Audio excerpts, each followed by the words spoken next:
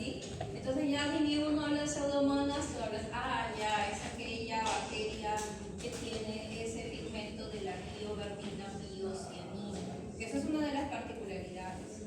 Y tanto pseudomonas como Acetobacter son bacterias que se encuentran en el ambiente, ¿sí? Y son las causantes de las infecciones del entorno hospitalario. Así que mis preguntas van a estar abocadas a pacientes que están hospitalizados, que tengan algún tipo de dispositivo y que hagan alguna infección. Entonces, por ejemplo, ¿dónde más lo vamos a ver? Pacientes que están en las unidades de cuidados intensivos, pacientes que están con algún tipo de dispositivo como una traqueostomía, porque a Pseudomonas le encanta el agua.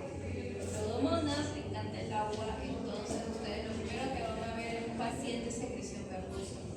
El paciente con quemaduras también, cuando hay quemaduras de segundo, tercer grado, que son extensas y que se infectan, ahí está metido Pseudomonas. Lo malo es que las bacterias que están en el entorno hospitalario también tienen una alta resistencia, entonces la mortalidad también es alta. Por eso que cuando nosotros tenemos un paciente a la cual se le detecta Pseudomonas o Acetobacter, muchas veces son bacterias que tienen multiresistencia.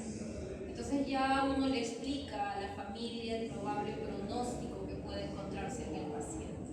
Porque son pacientes que tienen estancia hospitalaria prolongada, tienen alguna infección que va a ser difícil que pueda salir de ella y se mete justo una bacteria de este tipo, ¿no? Y como pueden ver en las estadísticas, pues está Pseudomonas y Acetobacter como las causantes de muerte por resistencia bacteriana. Así que por ahí van a haber preguntas. Y esta diapositiva también lo vimos la semana pasada cuando hablamos de los enterobacteriales, porque también está Acetobacter y Pseudomonas, tanto cuando hablamos de personas mayores de 5 años o los menores de 5 años. Este fue un caso clínico que nosotros publicamos porque fue de un diabético, esto fue en el 2 de mayo, es un paciente que llegó el 2 de mayo, y miren que a este diabético tenía ya, y esa otra cosa más, el paciente no sabía que era diabético, que eso es lo que muchas veces nos sucede en la emergencia. Los pacientes siempre llegan con un cuadro clínico que te dicen, pues no, que nunca supieron que tenían diabetes. Y eso pasa, diabetes uno reniega a veces, uno viene, señor, ¿y por qué no se hace su chequeo? Señor, ¿por qué nunca ha ido a sus controles? Señor, ya es muy tarde, ya está el diabético ahí y se hacen más susceptibles pues al adquirir estas infecciones. Entonces este paciente había adquirido, y ahí tienen valores, ya ustedes han llevado en bioquímica, saben un poquito acerca de hemogramas, entonces los hemogramas sí me estaban marcando con unos valores altos de leucocitos, y eso que no eran tan altos, pero sí tenía, ¿qué cosa? Una glucosa alta. ¿Qué paciente va a vivir con una glucosa de 900? Y tenía una proteína C reactiva, que es un reactante de fase aguda para las infecciones, que estaba positivo. Y ahí se aisló la Pseudomonas, ¿no? Se aisló Pseudomonas de los hemocultivos, de la secreción óptica, y como ven acá, estos son los equipos automatizados. Y miren el perfil que le salió, todo resistente. ¿A qué le salió sensible? La colistina. Felizmente el paciente sobrevivió, pero ¿con cuántos días de tratamiento? 6 semanas de tratamiento antibiótico, pobrecito. Y la colistina es un antibiótico que uno lo tiene que dar al paciente y hay que estar monitoreando, la función renal y también el potasio, porque se va a ver alterado también los electrolitos. Entonces ya les venía contando dónde voy a tener a este tipo de bacteria que es Pseudomonas. En la práctica de movilidad, ¿se acuerdan que ustedes vieron la movilidad de Pseudomonas? La movilidad es un flagelo monótipo. Está por ahí una pregunta de examen, ¿no? No forman las esporas, tienen algunas cubiertas de mucina, que es su cápsula, y tienen su pili y su bicrucal. El pili o las fimbrias son los que les dan la oportunidad a que la bacteria pueda adherirse muy bien al epitelio. Pseudomonas vas a encontrarlo sobre todo en aquellos pacientes, por ejemplo, que tienen fibrosis quística, porque acumulan tanto moco que ahí se mete la bacteria. Es resistente a diferentes tipos de desinfectantes, resistente a diversos antibióticos que ya les venía mencionando, sobre todo por la parte del entorno hospitalario. Y sus resistencias están dadas por plásmidos. Esos plásmidos, ¿cómo se acuerdan ustedes cuando la transmisión del material genético se hace por plásmidos, ¿qué tipo es? Si es transformación, transducción o conjugación. ¿De acuerdo? Esa también la pregunta de examen, ¿no? Bueno, la exotoxina es la que se encarga de la síntesis proteica, la que lo va a detener y termina ocasionando la necrosis a nivel del tejido. Hay otra sustancia que también produce las pseudomonas, que es la fosfolipasa C, y esta destruye ¿qué cosa? Los hematíes, a los leucocitos y a las células. ¿Ven? También tiene enzimas como proteasas, por eso que uno de los órganos al verse afectados es el pulmón. Muy bien. La otra cosa son las endotoxinas. Las bacterias gram negativas producen endotoxinas. ¿Y qué cosa es una endotoxina? Es un lipopolisacárido, por si acaso, ¿ya? Y ese lipopolisacárido, ¿cómo se llama? El lípido A, para las pseudomonas. Porque en las clases, ¿se acuerdan ustedes que las otras bacterias, que también han estado mencionando en las clases anteriores, todas ellas decíamos bacterias que producen exotoxinas, las gram positivas, bacterias que producen endotoxinas, las gram negativas, y son las que tienen que ver con los cuadros de sepsis en los pacientes. ¿Ven? Acá está. Sepsis, coagulación intravascular diseminada, shock. Ya esto también ya lo estaba mencionando acerca de las características, y también les habíamos mencionado durante la práctica que Pseudomonas es una lactosa negativa, ¿no? Entonces en la gamma concave si se puede desarrollar es lactosa negativa, bacteria aerobia, es uno del grupo de las mesófilas, que quiere decir que se va a desarrollar muy bien a 37 grados. Ya aquí también podemos ver en el gram, bacilos gram negativos, metabolizan la vía de la glucosa por la vía oxidativa, y por lo tanto eso hace que me produzca la citocromo oxidasa. Tiene su enzima, por eso que acá yo puedo ver el cambio de color, y esa va a ser la diferencia con Acinetobacter. Acinetobacter más bien tiene citocromo oxidasa negativa. ¿Recuerdan ustedes esto en la práctica? En la práctica, cuando hablamos del metabolismo de las bacterias, se mencionaron ciertos medios bioquímicos. Ustedes ya llevaron bioquímica, así que saben acerca del metabolismo de los carbohidratos. Las bacterias también necesitan de carbohidratos, y aquí, por ejemplo, este es el medio del TCI, del triple azúcar hierro, de la cual no cambia de color porque la bacteria no metaboliza lactosa ni sacarosa, ¿no? Ni tampoco glucosa. Miren acá, sí puede formar en el día el sulfuro, es una bacteria que se mueve, que también lo hicimos en la práctica, ¿no? Y es por los flagelos que tienen, ¿no? Y los flagelos tienen una proteína llamada flagelina. Es una bacteria citrato positiva, ¿no? Y con la urea negativa. Acinetobacter también dijimos que era una bacteria del ambiente, está en la tierra, está en el agua. Son bacterias gram negativas, muchos las ponen como cocobacilos o cocos gram negativos, o bacilos cortos pequeños gram negativos, por si acaso. Esta bacteria si no se mueve, por lo tanto no tiene flagelos. ¿Ya? Son bacterias aerobias también estrictas y no tienen la citocromo oxidasa. Sí produce la glucosa, ¿no? Así es a partir de la glucosa, siempre y cuando sea Acinetobacter baumannii. Acá está. Eso también es otra de mis preguntas de examen. En el poder patógeno también, si bien es cierto, nosotros podemos colonizar Acinetobacter, pero las que son del entorno hospitalario son las más mortales, ¿no? Porque esas tienen una alta resistencia. ¿Dónde pueden producir infecciones? En vías urinarias, vías respiratorias, las heridas operatorias, y puede ocasionar sepsis. Desarrolla muy bien a 37 grados. Esta es la imagen de la garba concave, que también es lactosa negativa.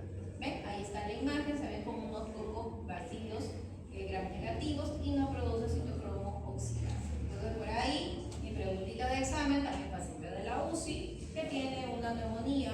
Generalmente son neumonías asociadas a ventilador, donde más lo aislamos, y si te dicen hoy un cocobacilo gram negativo con citocromo oxidasa negativa, la sospecha es que sea más bien Acinetobacter. ¿Ven? Acá, por ejemplo, en Acinetobacter sí tiene movilidad, no se mueve, sí metaboliza glucosa. Recuerden que solamente siempre y cuando sea Acinetobacter baumannii. La lía sí produce lo que es la descarboxilación, y también tiene citrato positivo, ¿no? Lo que no tenía Pseudomonas. Bartonella y Listeria. Bartonella sí es algo que nosotros debemos manejarlo bien. ¿Por qué? Porque Carrión, Entonces todo el mundo habla que el 5 de octubre, el día de Carrión, etc, etc, etc, etc. Entonces tienen que saber ustedes que Carrión lo que hizo fue inocularse una bartonela. ¿De quién? De una paciente, una mujer llamada Carmen, que estuvo hospitalizada en el 2 de mayo y que ese machacado se le inocularon a Carrión. Bueno, Carrión quiso inocularse, ¿no? Estuvo hospitalizado en el 2 de mayo. Él era estudiante de medicina, por eso dicen que también él tiene el primer número de colegio médico. Y bueno, pues siendo estudiante, quiso pues inocularse, porque en ese entonces no tenían claro la clínica de la bartonela. Entonces, por eso. Ahora, si bien es cierto, ahorita si yo les pregunté a ustedes, ¿alguno de ustedes quiere ser mártir de la medicina y se quiere inocular algo? Nadie, ¿no? Nadie se va a querer matar, nadie dice, doctora, será una locura meterme yo algo por ahí y que ya me muera, ¿no? Y que comienza porque Carrión hizo eso, se inoculó y comenzó a redactar. Pero fue muy piña, porque no es que todos los pacientes se murieran con bartonela. Algo más debió haber tenido, porque él hizo anemia, una anemia que llevó pues a una destrucción de los hematíes, y esto pues se le complicó, ¿no? Entonces creo que se le fue de las manos y finalmente falleció. ¿Y dónde falleció él? En la Maison de Santé, porque en la Maison de Santé era para realizarle la transfusión. Por eso murió Carrión. Es importante que ustedes sepan historia, no sé si han llevado el curso de historia de la medicina, no sé, porque si vamos a hablar del día de la medicina, todos tienen que saber mínimo la vida de Carrión. Mínimo, algo mínimo, ¿no? Por algo celebramos el 5 de octubre, ¿no? Bueno, ya. Entonces, Bartonella basiliforme, la verruga peruana, Bartonella henselae, la fiebre por arañazo de gato. Los que tienen el gatito, ahí también ocasiona eso, ¿no? Por acaso, no es que sea uno, pero o sea, sí lo produce el arañazo de gato, sí produce por Bartonella henselae y Bartonella quintana. Esto de acá sí es más raro por el piojo, ¿no? Eso es más raro. Las características, ¿quién lo transmite? Este mosquito que está acá, la luxomía. Y la luxomía más me gusta andar en las noches y en lugares donde tiene zonas montañosas, ¿no? ¿Ves? Por eso que... ¿y dónde más estaba? Estaba en el centro del país, Cerro de Pasco, porque Carrión era del Cerro de Pasco, entonces veían que muchos mineros se morían por allá, entonces estaban tratando de buscar la causa. Así que eso. La primera etapa de la bartonela, que es lo que le pasó a Carrión, fue ¿qué cosa? Hacer anemia. ¿Por qué? Porque invade los hematíes, como pueden ver aquí en la imagen. Esto es la imagen de la bartonela, de estos bacilitos, y se ubica dentro de ellos, no dentro de los hematíes, células endoteliales y sistema del retículo endotelial. Entonces produce una anemia, ¿no? Y miren que el periodo de incubación es largo, puede ir de 5 hasta 210 días aproximadamente. Entonces en esa primera parte el paciente puede presentar fiebre, anemia y esplenomegalia. ¿Por qué la esplenomegalia? Porque recuerden que los hematíes se destruyen a nivel del vaso. Entonces todo paciente que tenga una alta carga de hematíes que se van a ir destruyendo, los pacientes pueden hacer esplenomegalia.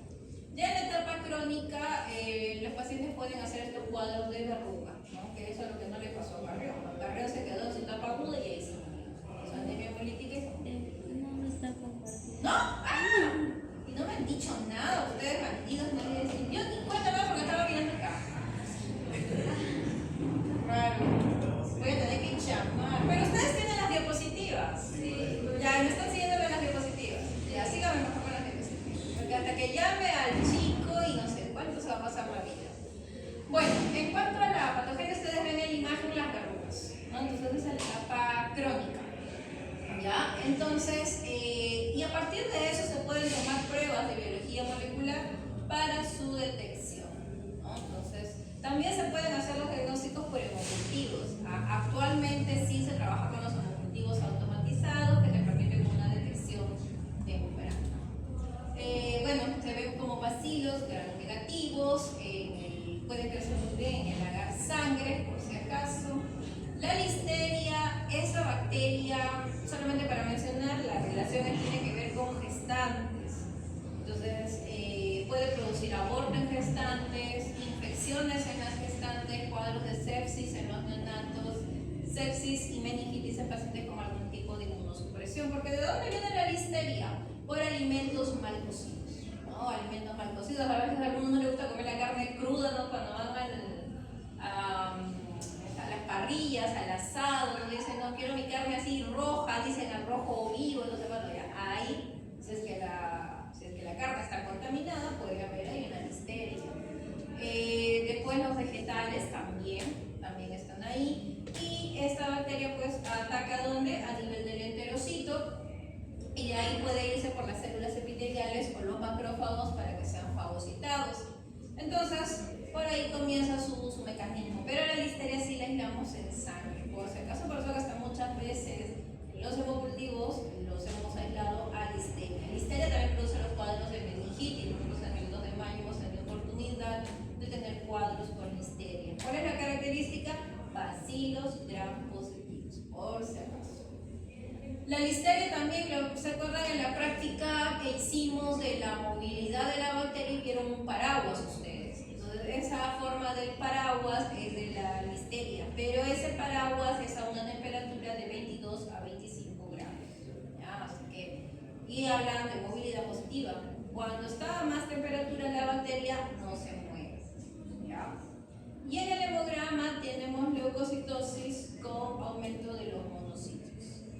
Ya también dijimos en la práctica, cuando hablábamos del consumo de oxígeno que tienen las bacterias, pusimos el ejemplo de listeria, que era una bacteria microaerófila. ¿Qué quiere decir esto? Que puede tener, no necesita de grandes cantidades de oxígeno, puede también tener cantidades de CO2 y con ello puede sobrevivir, ¿no? Entonces, también tiene la particularidad de producir hemólisis beta, así que por ahí puede haber algún tipo de preguntas, ¿no? Que estén relacionadas con los cuadros de meningitis o sepsis neonatal o en una gestante y que te encuentres en el hemocultivo bacilos gram positivos. Entonces, por ahí puede estar la listeria.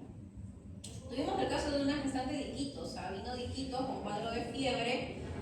Los colegas ginecólogos le pidieron los hemocultivos, pensaron que era una faringoamidalitis. ¿Y cuál es el tratamiento de una listeria? Ampicilina. O sea, es una penicilina porque la bacteria es tan sensible que si tú le das al diagnóstico y le das el tratamiento, la paciente vive tranquila, no pasa nada, porque penicilina es algo que sí se puede dar, ¿no? Y no le va a pasar nada tampoco al bebé, no hay no lo tiene.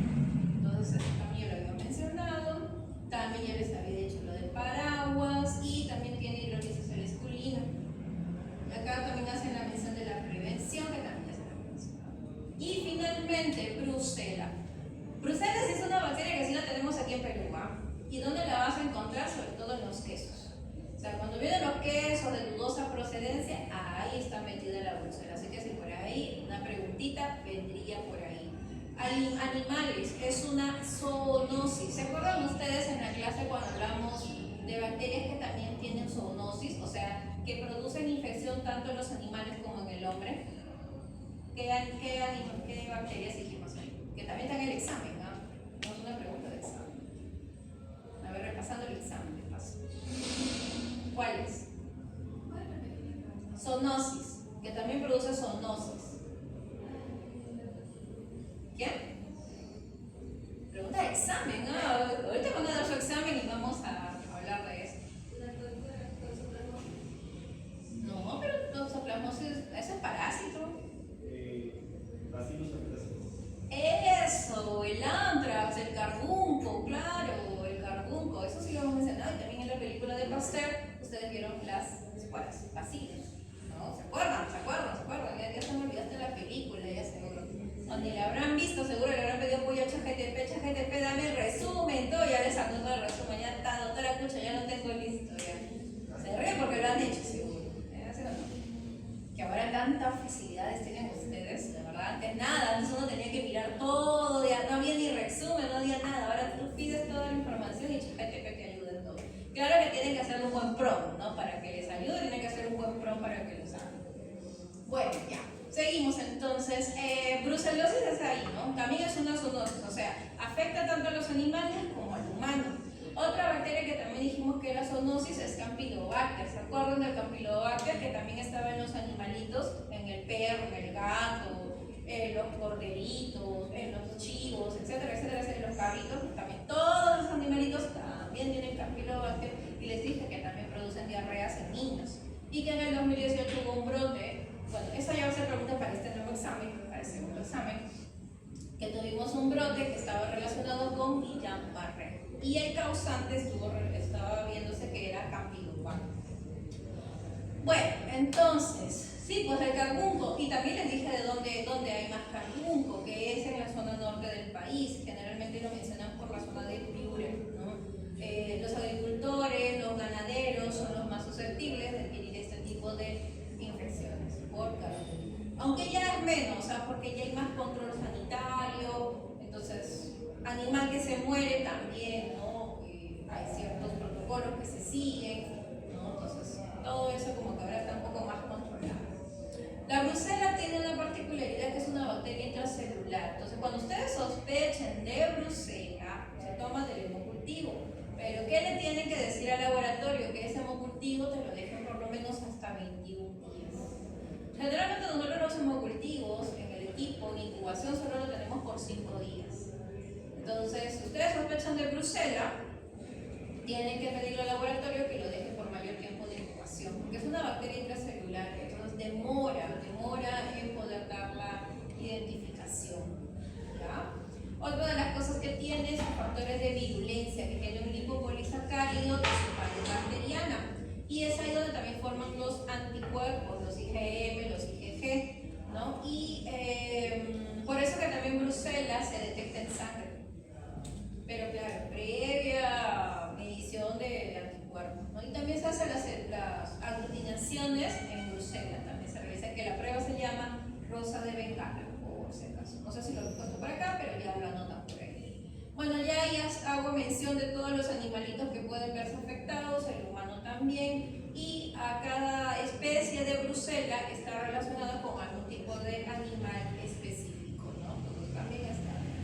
Bueno, ahí está, no sé si alguno ha probado el queso de cabra, por ejemplo, y la brucela se mete ahí en la cabra, ¿no? En el caprino. Y son los que producen, y ahí está la brucela melitensis, que es la más frecuente, que es la que más nos afecta al humano.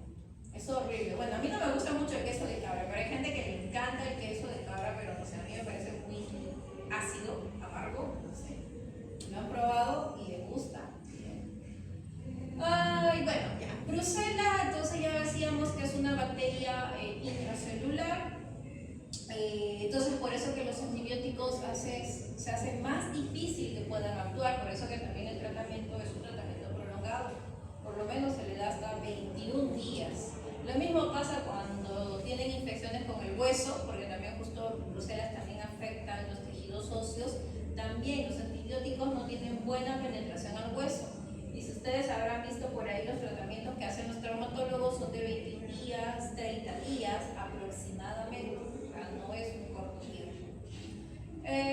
La brucelosis tiene cuadros que van de ser asintomáticos o hasta producir cuadros clínicos relacionados sobre todo con la fiebre. Por eso, aquel paciente que tiene fiebre, que no le baja, que ha comido en lugares de dudosa procedencia, por ahí, que tiene dolores en las articulaciones, entonces hay que descartar. ¿Dónde más lo vamos a ver? En las zonas de la Sierra de Lima, la zona central, por ahí es donde más uno encuentra, ¿no? Y por aquí a Lima, acá llegan los casos, yo diría, importados, ¿no? En la diapositiva, donde se hablan las características, recuerden, porque yo también por ahí voy a tomar en consideración algunos datos de la bacteria, de brucela, porque es una bacteria aerobia estricta, es frágil al calor, requiere también de CO2, dice, ¿no? Para su desarrollo. Y se describe en el gran como coco vacío gran negativo. Entonces el diagnóstico sobre todo va a ser que el hemocultivo. Pase, chicos, ya están llegando y ya estoy terminando. Ya les dije la serología. Y Yersinia. Solamente que en Yersinia, ¿dónde voy a ver la afectación? Por la rata. La rata lleva esta bacteria y es la que está relacionada con las famosas pestes, la famosa peste bubónica, es de Yersinia. Yersinia ya lo habíamos mencionado porque está en el grupo dentro de las bacterias, de las enterobacterias, ¿no? Entonces también es una bacteria aerobia, anaerobia facultativa, sí le gusta la glucosa, sí que la fermenta, pero tiene lactosa negativa y no negativa. Si ustedes le preguntan ahora, doctora, ¿es bastante frecuente? Ya no veo, pero recuerden que como estamos, bueno, ya pasó un poquito de las épocas de los guay, con las inundaciones y todo ello, porque por ahí podría estar, ¿no? Porque la Yersinia está en las ratas. Entonces la bacteria de las ratas, y si las ratas abundan, pues por ahí pueden aparecer estos cuadros, ¿no? La famosa peste bubónica. Ya eso también los habíamos mencionado. Entonces el reservorio, ¿quiénes son? Los roedores, ¿no? Ellos son los roedores, y su vector, ¿quién es? La pulga, pues la pulga de la rata. Entonces, ¿el hombre cómo se va a infectar? Por la picadura de la pulguita de manera accidental. Entonces va por el sistema linfático y termina produciendo la bacteriemia, ¿no? Ahí está, la peste bubónica y la peste neumónica. Ya, eso de acá es para que lo lea. Y el cuadro clínico, sobre todo, si está diciéndome que hay afectación o discurre por el sistema linfático, entonces tengo riesgo de qué cosa, de que produzca adenomegalias, ¿no? Linfadenitis, fiebre, puede llegar a cuadros de sepsis, cuadros de neumonía. Entonces sí, también es una infección que puede tener una alta mortalidad. En los medios de cultivo la bacteria crece de manera rápida por los enterobacterias, ¿no? Por ser un grupo de las enterobacterias.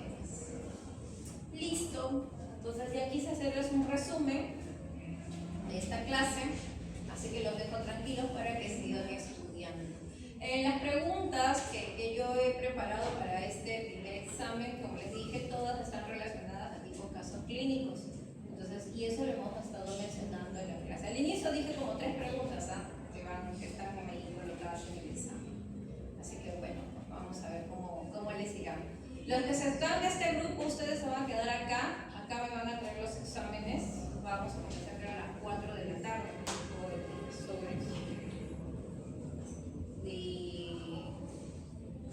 De parásito, me dijo que a las 4 íbamos a comenzar. 4 y 10.